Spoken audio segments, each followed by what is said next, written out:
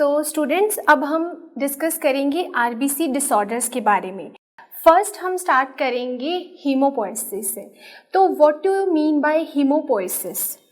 सो generally जो haemopoiesis होती है ये क्या है? This is the formation of blood. So haemopoiesis क्या होती है?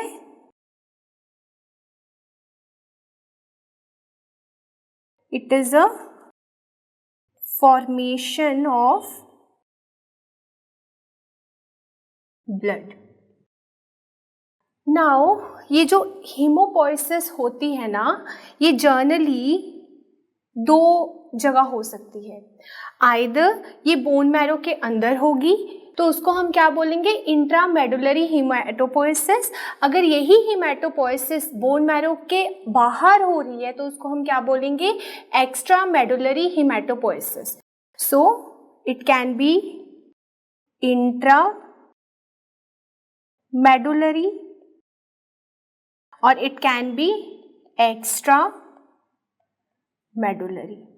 Extramedullary means outside the bone marrow. Outside the bone marrow. और intramedullary inside the bone marrow. Now see, ये जो एक्स्ट्रा मेडुलरी हेमेटोपोएसिस है ये अब मतलब बोन मैरो के अलावा कहाँ कहाँ पे होगी? क्यों हमने इसको एक्स्ट्रा कहा?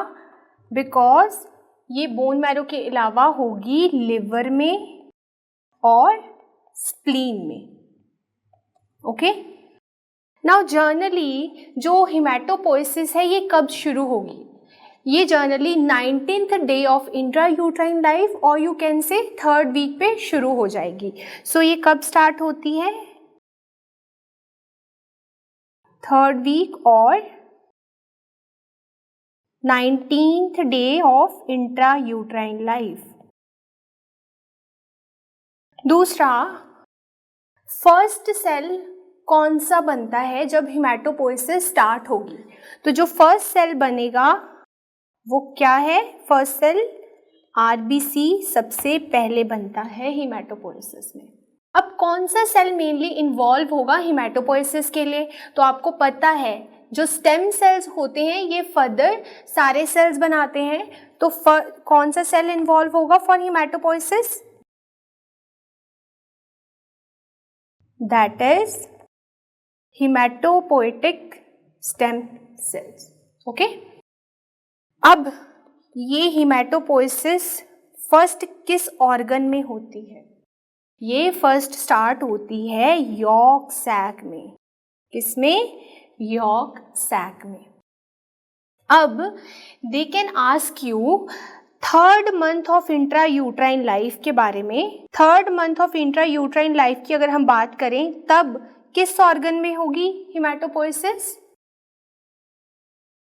3rd month of intrauterine life. तो ये तब होगी लिवर में।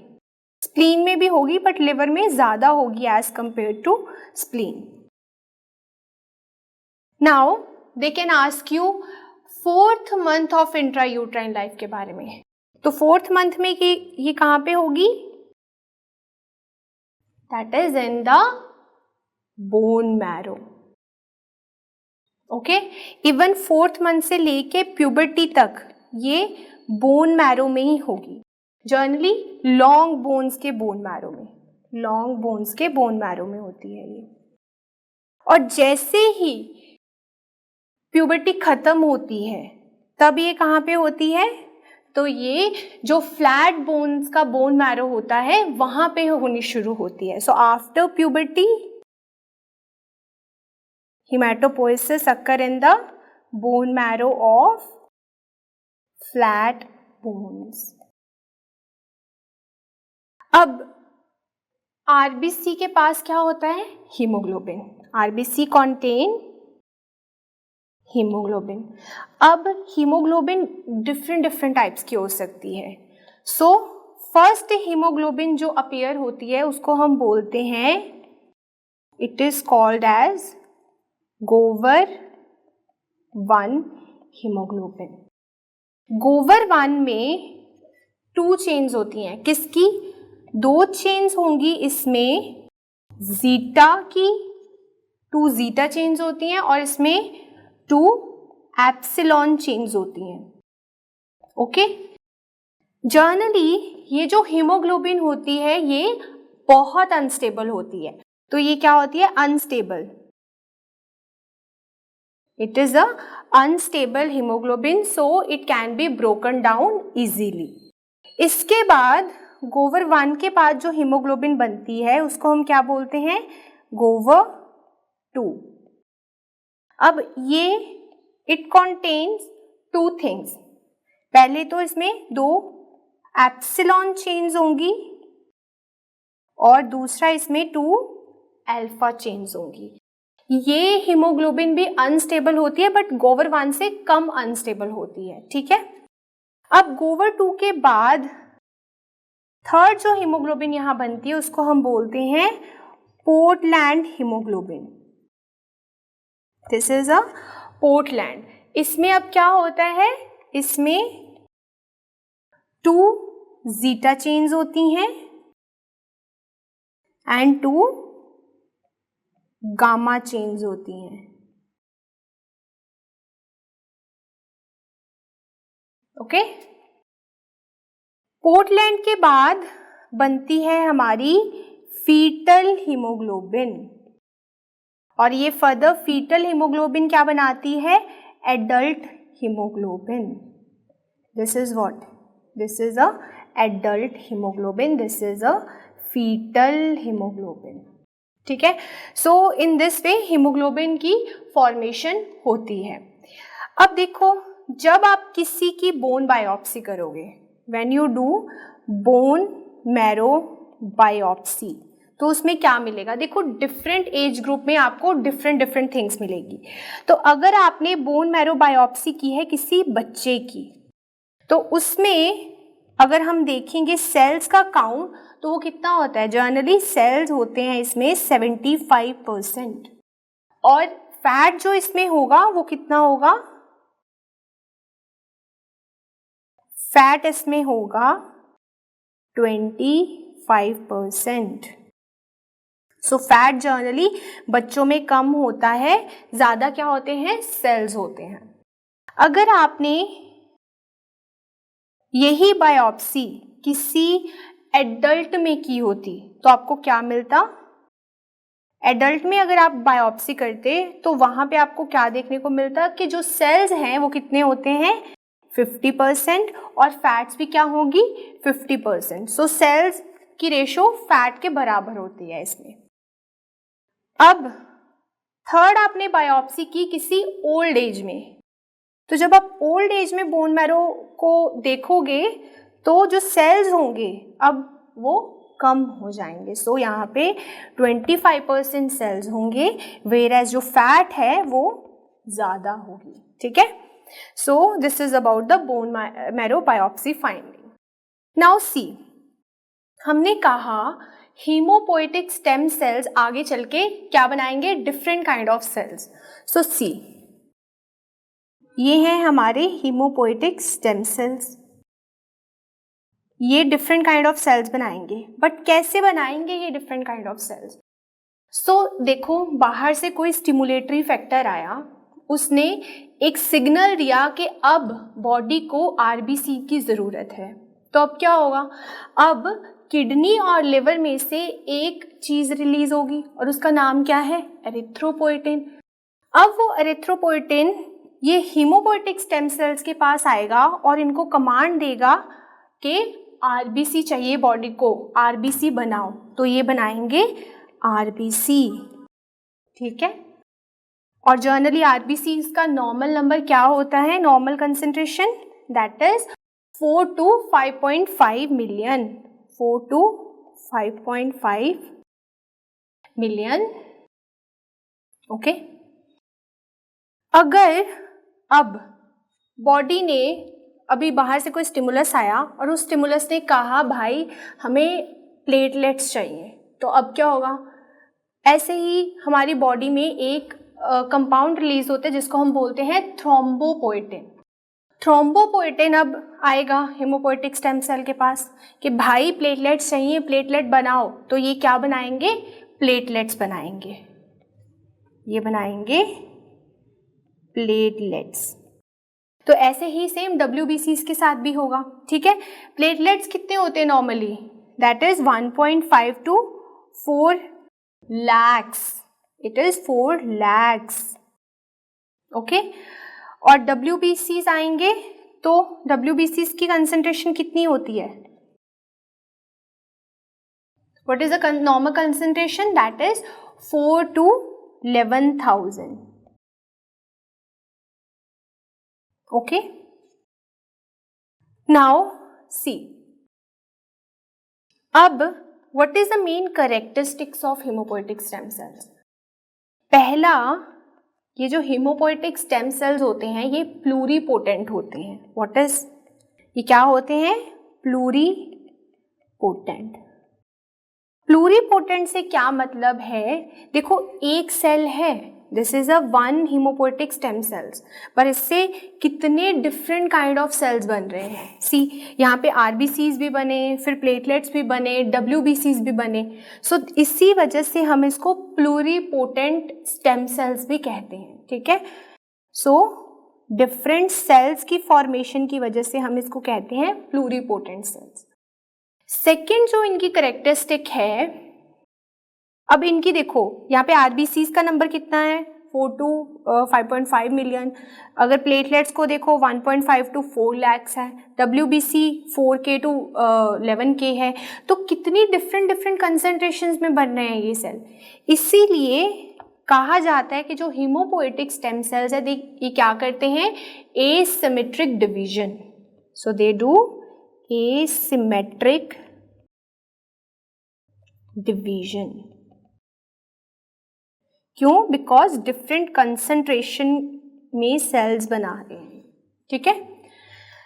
थर्ड जो इसका करेक्टरिस्टिक फीचर है वो क्या है, दैट इज ट्रांसडिफरेंशिएशन।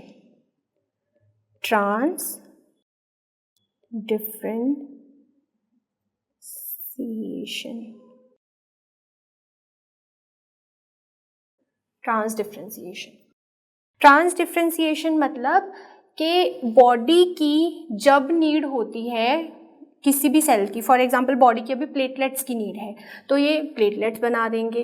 कभी भी बॉडी को कुछ भी चाहिए होगा, कोई भी सेल चाहिए होगा, तो ये हेमोपोएटिक स्टेम सेल्स उसी सेल्स को बना देंगे, इसलिए हम इनको बोलते हैं, इनकी थर्ड प्रॉपर्टी क्या है, ट्रांसडिफरेंशिएशन। अब हम बात करेंगे RBC डेवलपमेंट की। RBC डेवलपमेंट,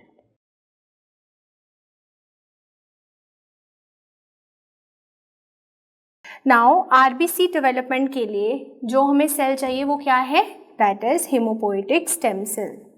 एरिथ्रोपोएटिन आया, एरिथ्रोपोएटिन ने इसको स्टिमुलेट किया। अब ये हेमोपोएटिक स्टेम सेल फर्स्ट जो सेल बनाएगा उसको हम क्या बोलते हैं, प्रो एरिथ्रोब्लास्ट, उसको हम बोलते हैं प्रो एरिथ्रोब्लास्ट, या हम इसको प्रो नॉर्मोब्लास्ट भी कह देते हैं। अब प्रो एरिथ्रोब्लास्ट से क्या बनेगा, that is what, early erythroblast. अब बनेगा इससे अर्ली एरिथ्रोब्लास्ट। अर्ली एरिथ्रोब्लास्ट के बाद क्या बनेगा, इंटरमीडिएट एरिथ्रोब्लास्ट। इंटरमीडिएट एरिथ्रोब्लास्ट, और इस इंटरमीडिएट से क्या बनेगा, लेट एरिथ्रोब्लास्ट। लेट एरिथ्रोब्लास्ट के बाद बनेगा रेटिक्यूलोसाइट, और रेटिक्यूलोसाइट्स के बाद क्या बनेंगे फाइनली, हमारे RBCs, ठीक है। अब आपको कुछ चीज़ें याद रखनी है रिलेटेड टू दीज सेल्स।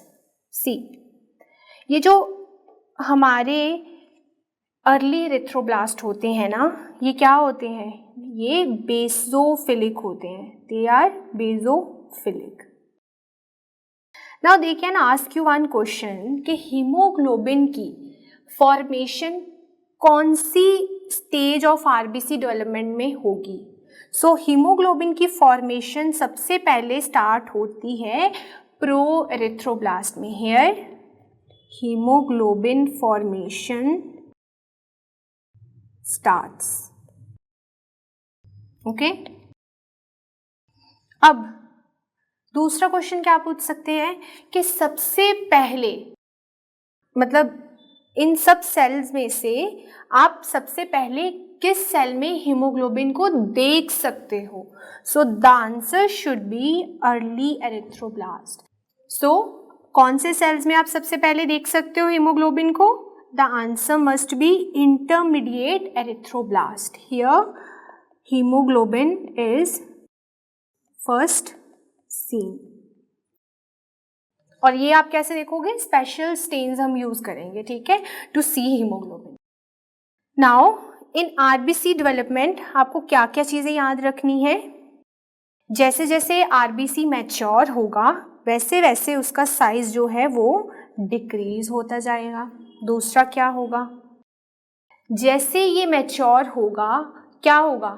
इसका जो न्यूक्लियर साइज है वो भी कम होता जाएगा, न्यूक्लियर साइज डिक्रीजेस, ठीक है। और जैसे जैसे ये मैच्योर होगा इसका जो नंबर है वो भी क्या होगा? कम होना चाहिए कि बढ़ना चाहिए? वो बढ़ेगा, नंबर इंक्रीज होगा इसका, ठीक है। इवन यू कैन सी ये रेटिकुलोसाइट्स, इवन 2% रेटिकुलोसाइट्स कितने RBC, 2% means 2 reticulocytes 100 of RBC बना सकते, ठीक है। सो नंबर क्या होगा? जैसे जैसे ये मैच्योर होता जाएगा वैसे वैसे इसका नंबर इंक्रीज होता जाएगा, ठीक है। सो इस वे में जैसे जैसे आप नीचे आओगे ना तो ये आरबीसीज क्या हो रहे हैं? मैच्योर हो रहे हैं ज़्यादा। ओके, नाउ सी, एक चीज़ आपने याद रखनी है कि जो भी स्टेज बोन मैरो में है उसमें न्यूक्लियस प्रेजेंट होगा। जब ये सेल्स, ये जो आरबीसीज हैं, जब ये ब्लड में आ गए, ब्लड वेसल में, तब इनमें न्यूक्लियस डिसअपियर हो जाएगा, बस। तो अगर आरबीसी बोन मैरो में है न्यूक्लियस प्रेजेंट है, अगर नहीं है तो अगर बाहर आ गए हैं तो न्यूक्लियस एब्सेंट होगा इनमें, ठीक है। सो अब हम डिस्कस करेंगे रेटिकुलोसाइट्स के बारे में।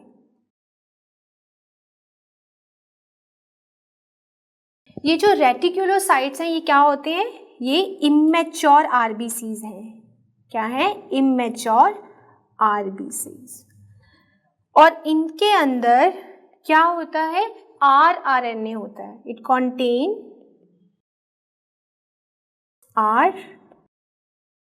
आरएनए, ठीक है। नाउ ये जो रेटिकुलोसाइट्स है ना, जनरली ये आरबीसी से बड़े होंगे साइज में, ठीक है। ये आपने याद रखना है कि they are larger than RBCs. And generally ये जो आरएनए होता है ना, जैसे ये हमारा रेटिकुलोसाइट्स है तो ये ऐसे क्रिस क्रॉस पैटर्न में प्रेजेंट होता है रेटिकुलोसाइट्स में, ठीक है। दूसरा आपने क्या याद रखना है कि जब आप इनको पेरिफेरल स्मेयर में देखोगे ना रेटिकुलोसाइट्स को, हम क्या स्टेन यूज करेंगे इसके लिए? To see them on the peripheral blood smear. So stains कौन कौन से यूज करेंगे हम इसमें? Supravital stains. सुप्रावाइटल स्टेन्स कौन कौन से हैं? जैसे कि methylene blue, new methylene blue.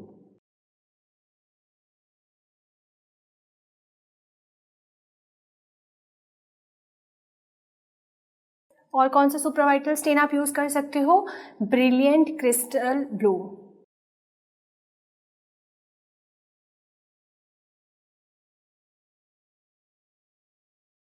Generally ये ब्लू कलर देंगे आपको पेरिफेरल स्मेयर पे। दूसरा जो इम्पॉर्टेंट थिंग आपने यहाँ याद रखनी है, even though you can stain these reticulocytes, okay, हमने बोला इनको आप सुप्रावाइटल स्टेन के साथ कर सकते हो स्टेन। और कौन सा स्टेन हम यूज कर सकते हैं? That is Romanowsky stain. ये रोमन-वस्की स्टेन ये स्पेसिफिक स्टेन नहीं है रेटिक्यूलोसाइट्स के लिए, ठीक है, it is a non specific stain, non specific है ये, बट जो ऊपर हमने किए हैं they are all specific stain. अब आपने नॉर्मल रेटिक्यूलो काउंट कैसे करना है, नॉर्मल रेटिक काउंट कैसे करोगे,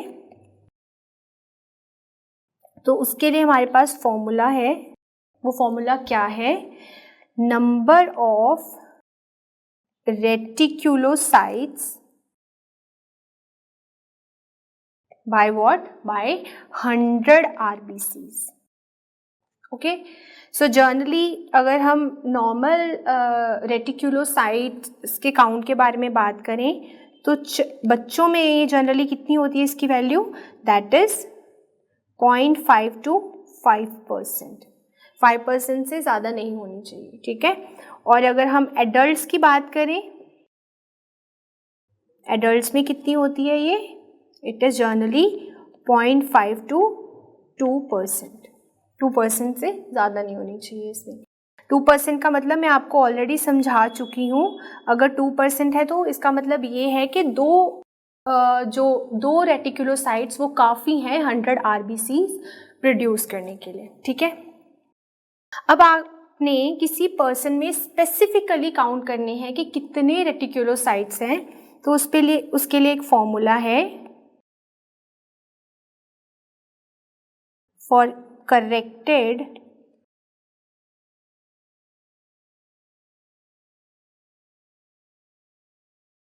रेक्टेक काउंट कैसे करेंगे, हम नॉर्मल रेटिक्यूलोसाइट्स लिखेंगे कितने हैं उसमें, ठीक है, उनको हम पेशेंट का जितना HB है उससे मल्टीप्लाई कर देंगे और जितना उसका नॉर्मल HB होना चाहिए था उससे उसको डिवाइड कर देंगे, तो हमारे पास करेक्टेड रेटिक काउंट आ जाएगा। फॉर एग्जांपल किसी पेशेंट में आपने देखा जो रेटिक्यूलोसाइट्स है वो कितने हैं, दैट इज़ 5, ओके। अब उसका हीमोग्लोबिन कितना है, 6 है, नॉर्मल कितना होना चाहिए, अगर हम मेल्स की बात करें तो 15 नॉर्मल होना चाहिए, तो वैल्यू कितनी आई, दैट इज़ 2। सो इसका करेक्टेड रेटिक काउंट क्या है, 2 है, ओके। नाउ अब हम देखेंगे कि कौन कौन सी कंडीशन है जहाँ पे ये जो रेक्टिक काउंट है बढ़ जाएगा, कौन कौन सी कंडीशन में रेक्टिक काउंट कम हो जाएगा। सो इंक्रीज्ड रेक्टिक काउंट, तो जनरली कौन सी ऐसी कंडीशन है, फर्स्ट जो है that is haemolytic anaemia,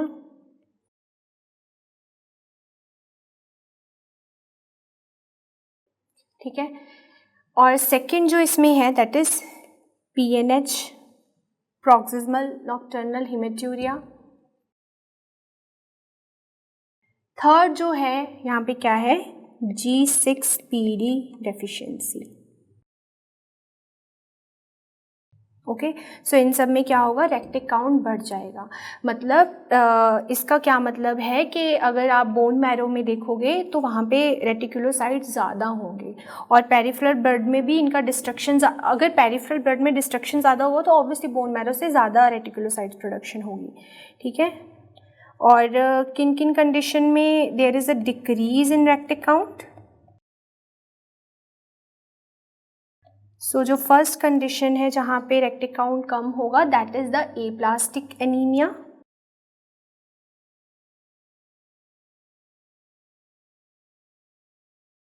second one is the nutritional deficiencies, okay. So this you have to remember. अब हम बात करेंगे RBC के बारे में।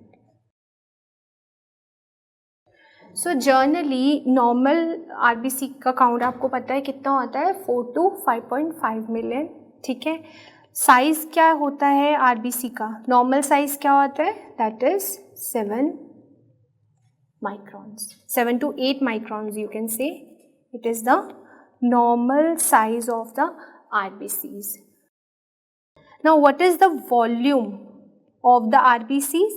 That is 8200 femtoliters. 8200 femtoliters. So 8200 femtoliters is the normal volume of the RBCs. अब normal shape क्या होगी RBCs की? तो आप सबको पता है जनरली जो RBCs हैं वो क्या होते हैं? बाइकॉनकेव होते हैं. बाइकॉनकेव क्यों होते हैं? बिकॉज ऑफ द प्रोटीन्स जो इसमें प्रेजेंट होते हैं. RBCs की मेम्ब्रेन में 4 प्रोटीन्स होते हैं, स्पेक्ट्रिन, एनकायरिन, बैंड 3 एंड पैलिडिन. सो उनकी वजह से, उन प्रोटीन्स की इंट्रैक्शंस की वजह से ये जो शेप है RBCs की वो बाइकॉनकेव होती है, या हम कह सकते हैं डम्बल शेप होती है. क्या होती है? Dumbbell shape.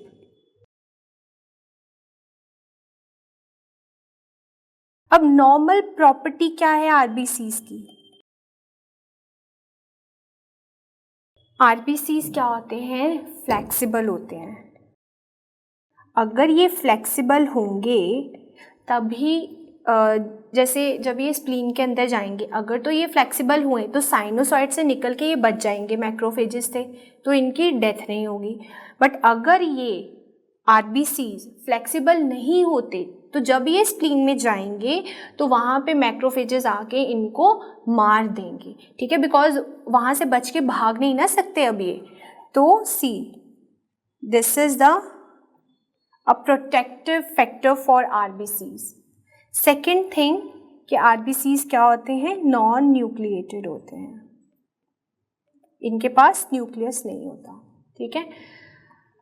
अब जनरली जब आप RBCs को देखोगे ना तो उनकी शेप कुछ ऐसी होगी. ठीक है.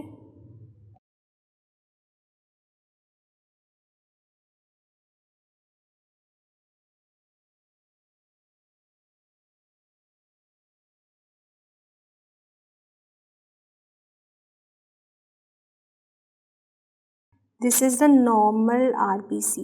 ओके, आप देख सकते हो इस नॉर्मल RBCs में मैंने ये जो रेड कलर ड्रॉ किया है पेरिफेरी पे है जनरली. तो ये क्यों है? बिकॉज ऑफ द हीमोग्लोबिन है ये रेड कलर. और अगर आप सेंटर में देखो, सेंटर 1/3 पार्ट वो क्या है? पेलर है. क्यों है? बिकॉज यहाँ पे हीमोग्लोबिन प्रेजेंट नहीं होती है. ठीक है. सो यहाँ पे क्या नहीं होता? Pallor, because haemoglobin is absent in the central part. ठीक है.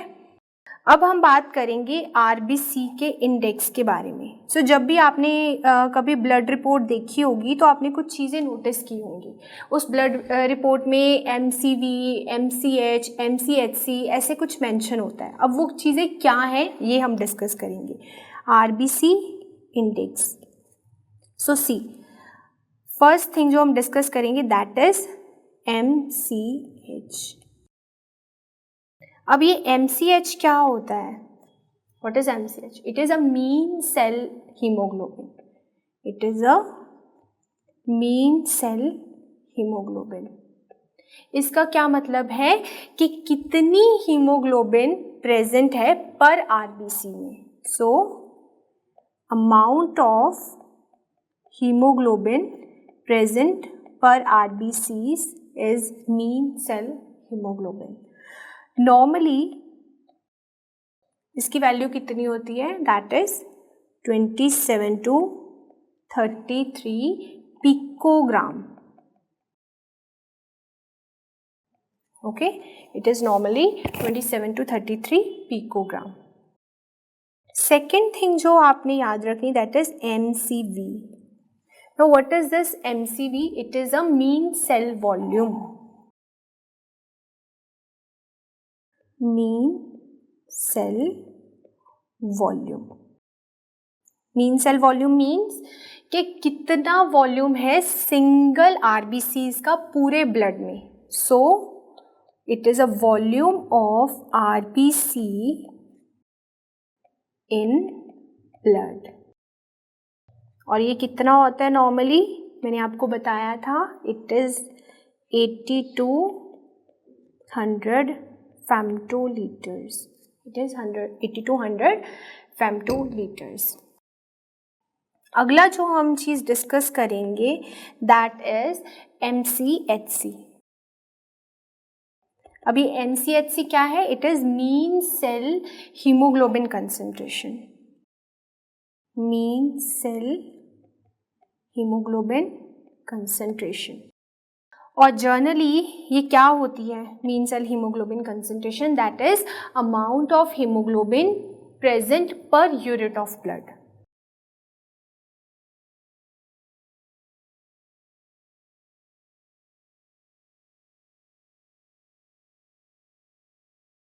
अभी इसकी वैल्यू क्या होती है normally? Normal value of mean cell haemoglobin concentration is 32 to 37 ग्राम पर dl. ओके. फोर्थ जो चीज़ आपने यहाँ याद रखनी दैट इज RDW. अभी RDW क्या है? It is a red cell distribution width. Red cell distribution width.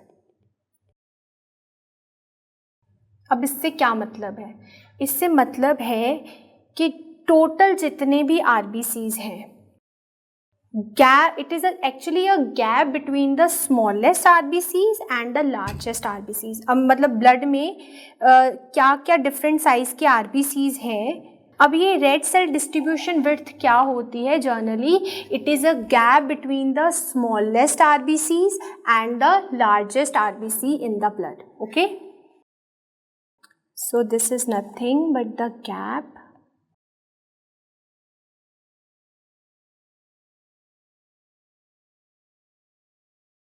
RBC and the largest RBC. Okay. ये जो रेड सेल डिस्ट्रीब्यूशन विड्थ होती है ना, ये क्या बताता है हमें? Degree of एनआइसोसाइटोसिस. एनआइसोसाइटोसिस का क्या मतलब है? That is difference in size. मतलब जो RBCs में डिफरेंस है ना, डिफरेंट साइज के RBCs है ना ब्लड में, उसको हम क्या बोलेंगे? Anisocytosis. So difference in size is called as anisocytosis. Whereas there is one term that is a poikilocytosis. This is what? Difference in shape. Different shape के RBCs होते हैं तो उसको हम क्या कहेंगे? प्लॉयकिलोसाइटोसिस. अब what is the normal red cell distribution width? This is 11.5 to 14. Okay. Next जो हम डिस्कस करेंगे that is packed cell volume.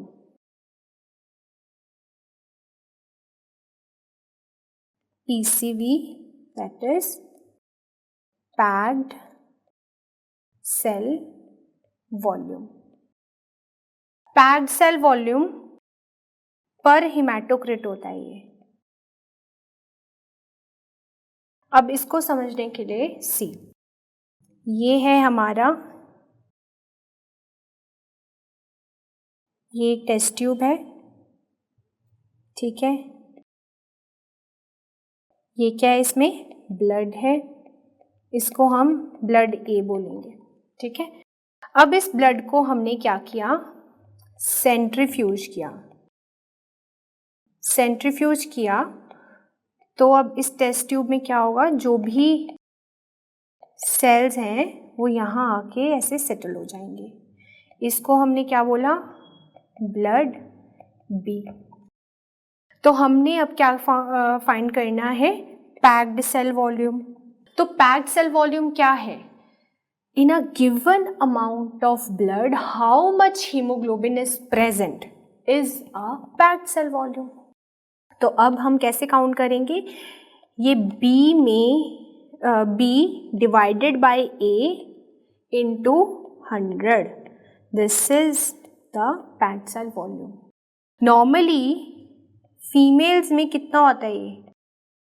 Females में it is generally 42%. whereas in males it is 45%. There is one more formula to calculate the patch cell volume, that is 3 into hemoglobin in the particular person. ठीक है, सो ऐसे भी आप haematocrit निकाल सकते हो.